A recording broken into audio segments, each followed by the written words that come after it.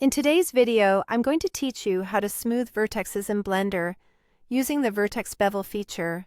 This tutorial is perfect for beginners wanting to create smoother and more polished 3D models, and I'll guide you step by step through the entire process. Let's start by opening Blender. It's crucial to have the application open and ready before we dive into any modeling tasks. Once Blender is up and running, you'll be placed in object mode by default.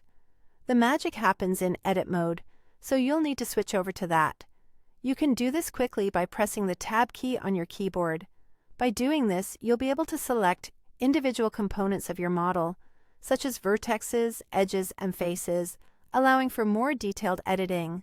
Now, with edit mode active, it's time to choose the vertexes you want to smoothen. This task is quite straightforward.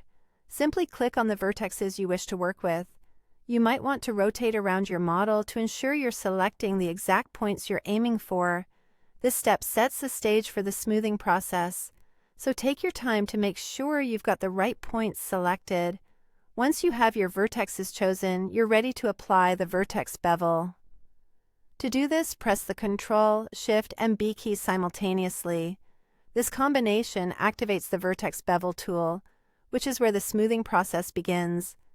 As you use this tool, imagine it as refining the edges of a 3D model, letting you take sharper corners and turn them into smoother curves. Next, with the vertex bevel activated, you'll see an active gizmo in your workspace.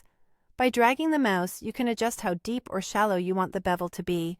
This gives you control over the intensity of the smoothing, allowing for a more nuanced design. You'll notice that as you drag your mouse, the vertexes shift and shape, forming softer surfaces. Finally, to enhance the smoothness further, use your mouse scroll wheel. Scrolling up or down will add or reduce the number of subdivisions. More subdivisions mean a smoother curve, so experiment to find the balance that works best for your model.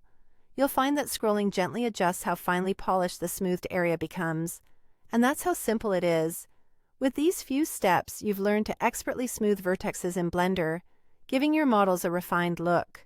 Whether you're using this for a professional project or a hobby, mastering these techniques will certainly elevate your 3D modeling skills. Remember, practice makes perfect, so keep experimenting with different models and shapes to develop your eye for detail and your finesse in Blender.